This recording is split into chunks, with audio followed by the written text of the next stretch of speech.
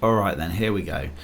So, what I want to talk about is a couple of things which are the biggest issue with this headset. I'm just talking into this mic because the Beyond mic is awesome, but it only works when it's next to your mouth and it's on your head, so I can't hold it while I talk about it and clean the lenses.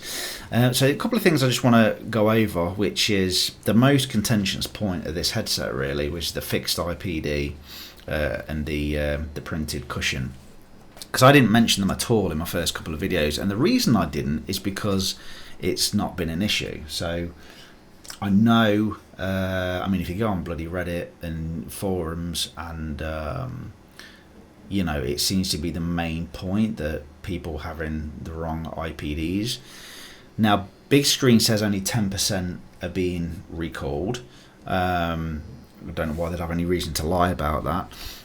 But it's certainly a worry there for anybody dropping the money. Particularly, probably not so much now, because I don't know what the delays are like when, you know, from ordering to receiving. But I ordered mine in October, November. Got delivered in late February. And so then if it hadn't have fit, or it would have been blurry, then sending it back for another, you know, 3 or 4 week process would have been a bit irritating. But again, not really the end of the world if you've already waited 6 months for it. But I know for that very reason, having to wait for it for so long, you know, you really want the IPD to come right. You know, you want to be blessed by the IPD gods. Now for me, I was, and that's why I never even discussed it in my other videos, because, you know, if you're into photography, like I've just got tack sharp and I've moved it all about to see if, hey, if it goes, you know, fraction that way a little bit more, does it come even clearer? But it just doesn't. Like, where it is for me is just spot on. I can't see how they could improve it for me personally. Now, I had a 67mm IPD, and I hadn't heard of any other reviewer that I was watching using this with that kind of width. So 67mm, for a second opinion, what I did is I went and booked an optician appointment, went into town, and had to do a whole screening for my eyes. My eyes were perfect, didn't have a problem with it, and they came back at 66.5mm. 66.5. I ordered 67. Now if you go on Reddit and anybody else talking about this and the IPD issue, there's this thing floating around. What seems is that, oh, you need to knock a mil off, oh, you need to knock like between 1 and 2 mil off to get it spot on. And I'd say just be careful of that. Like, you know, Big Screen's a company, they want to make money, they don't want returns, so I would imagine they've invested quite a lot of resources and trust in the program that you use to measure your IPD, because I know, okay, all they're really having to pay is shipment, right? So the cost to them maybe isn't huge, but it's still chipping away at their margins. So if you're, for us in Europe, our distribution centre for the BigScreenBeyond is in Netherlands. So I'd imagine the Netherlands depot has a couple of pallets there full of Beyonds, just with different IPDs, ready for the 10% recalls, guys who want different one because they weren't happy with how the software measured it. So I guess what I'm saying is, opposed to trusting forums and what other people and you know, if the software comes back and it says it's 62 and you're like, well, yeah, let me knock 2 mil off like everyone's telling me to, and then it comes wrong, I don't know, man. So I'd just be careful. I'd say just trust in the software first time round. If it's wrong, it's only a 3-week wait. You've already probably waited months for it. It's not the end of the world to get it perfect. But for me, it wasn't an issue. The cushion, 3D cushion. Again, I mean, even if that's not printed perfectly to your face, mine is. I'm happy with mine. There's no light leakage. It's so soft that it's just going to mold to your face anyway. So there's no reason to worry about the 3D cushion at all, not from what I can see. And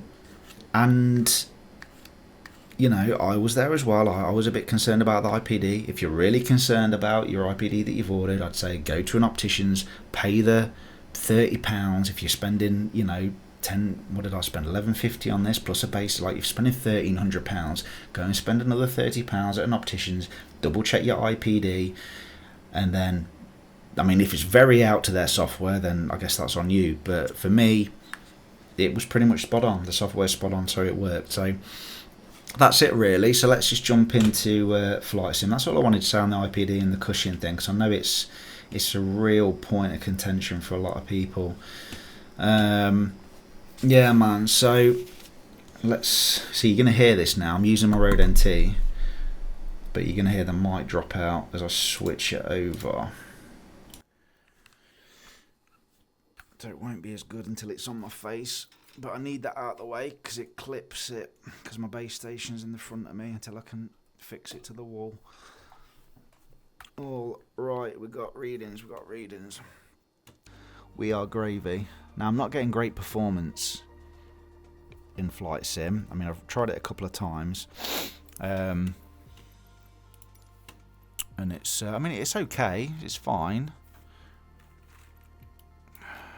Let's just do my old route that I used to do, which was from City London Airport, London City Airport, whatever it's called. Alright, so how are we looking? That was jumping in a second. Headphones. I guess the only ergonomic issue with this headset is obviously the cable. Not everybody's, you know, but for me, like, I use these Sundaras. I don't know where the camera is, am I right? Yeah, Sundaras, and so that's what I'm dealing with anyway. Ooh, that's a bit out. That's what I'm dealing with anyway, so for me to have this, where is it? This, with this, it's not the end of the world. Look at me looking as if I can see it. Wrong way round. Cleared for takeoff All runway right. 27 X-ray Golf Sierra.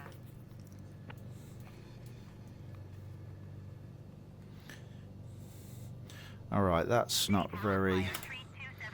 There we go, that's better. That's looking alright. Bit juddery on your screen, but you'll have to deal with it. God's sake. I don't usually have to do this. Clearly anyone I'm making a video. Alright, let's go. We'll just fly over to Heathrow.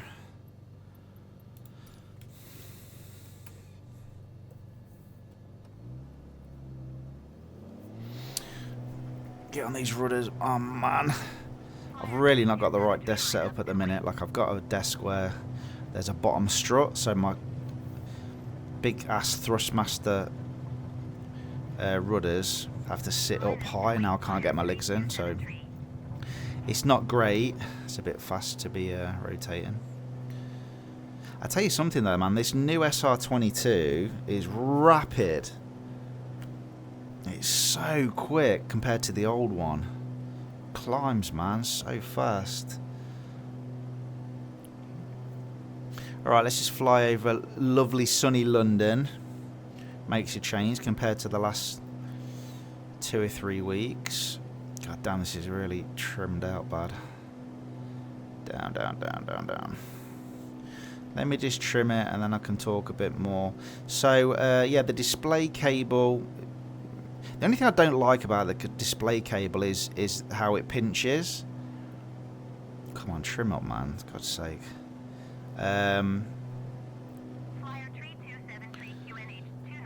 Look at me, just missing the whole of London. It's right to lean out the window, isn't it? Seat position's still not great. There we go, it's a bit better. Let's fly over London then. Yeah, the only thing I don't like about the cable is the clip. Now I get it, the clip they've got on the back of your head, that's what I was just adjusting a minute ago.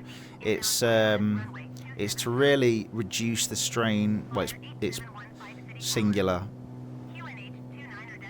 point is to reduce the strain on the connection to the display. So I get it, but it just bites into the cable so tight, man. Like, it's it dinks the cable, like it's cutting into the cable, which I don't really. Ooh, anti-aliasing is a bit. Hold on a minute, what's going on here? Okay, that's nice and sharp. Like I said, I don't know. I don't know how to talk to her for a start. How do I talk to her? I don't know what that is. Where's Heathrow? Over there. We'll just fly over to Heathrow. Past old London town.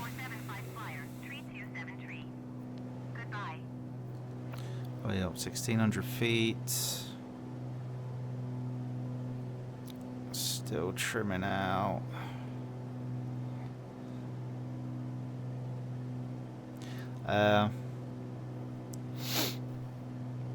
Yeah, so I don't know if you can see the frames. I think OpenXR records in Flight Sim, so you can probably see that 26 frame, which isn't great, but it looks okay. It doesn't. I'm noticing it far more in DCS than I am in this so far. I mean, I've only done this journey once, so I don't really know what I'm talking about, and I certainly don't know the settings yet. I just copied the VR Flight Sim guy. He put some up a couple of days ago. Although he's rocking, well, I think he's got everything, but he's using the Quest 3 at the minute. Yeah, so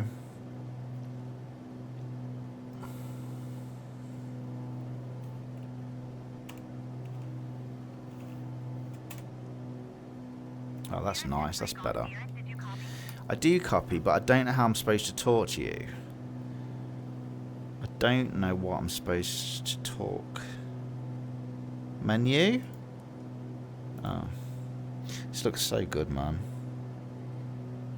So sharp. Right, there's, what's that, Wembley. So Heathrow. Is Heathrow over there? Oh, there we go. I guess where it says Heathrow, I guess that's where it is.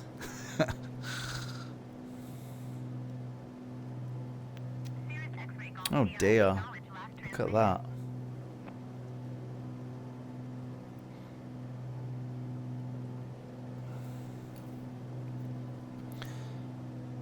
Can't acknowledge my last transmission. Yeah, man, so my biggest problem right now is just getting time. That's my biggest issue at the minute. It's just getting the time to play and sit and mess about with the settings and that.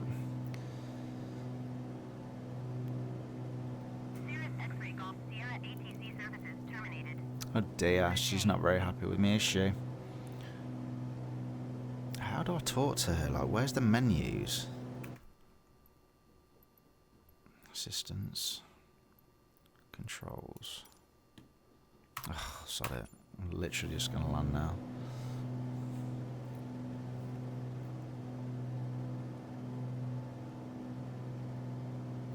Nice day in London anyway. It's been so miserable in this country, man. There's so much rain these last few weeks.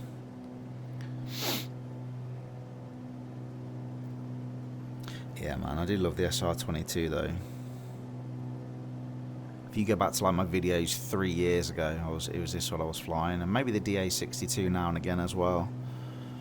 How's that recording anyway? Looks alright, doesn't it? I've knocked the revolution down to 1080. So just to see if it gives me a bit more performance, and it doesn't. So I guess I'll be moving that back up.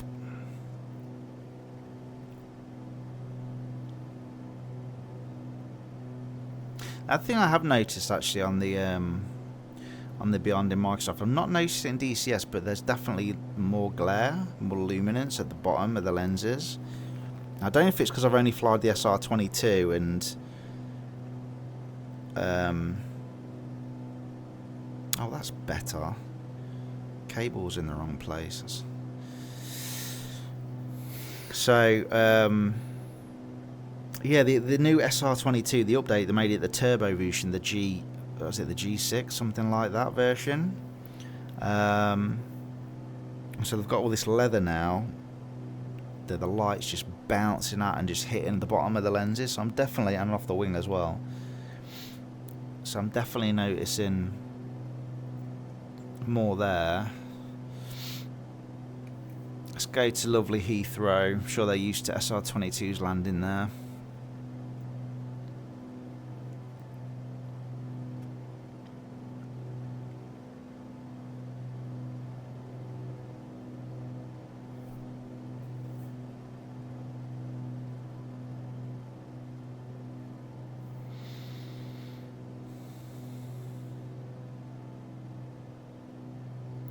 Yeah, this is the thing, man. Like, it's just so easy just to jump in and do this. It just, you know, when I used to play it before, you know, it just on a screen, it just seemed to, the novelty just seemed to wear off quick, even though it was, you know, it looked amazing. But this is just, it just makes you want to, like, just jump in and just do this, just like fly about, just mooch about.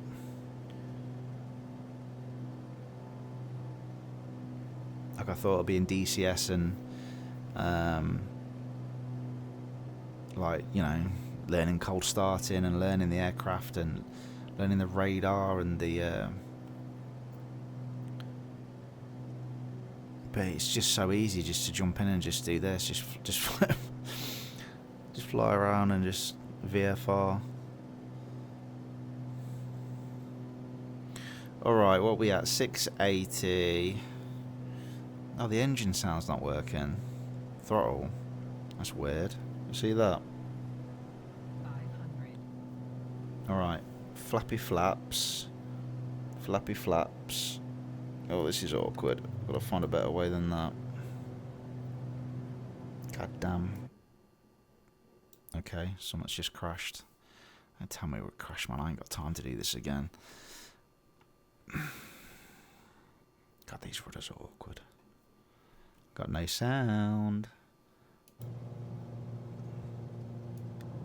Oh, you bitch. Wow.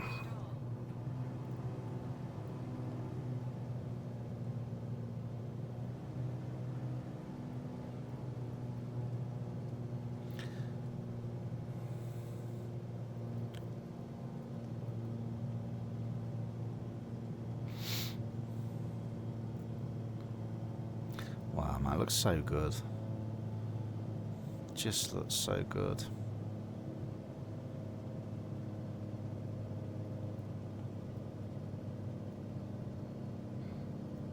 Oh dear. Oh dear, that's awful, isn't it? Whoa, whoa, whoa, whoa, whoa, whoa. Whoa, whoa, whoa. Take brakes work. I can barely press them down. I've been Heathrow for ages. Right then. I guess that's it for another little update and video.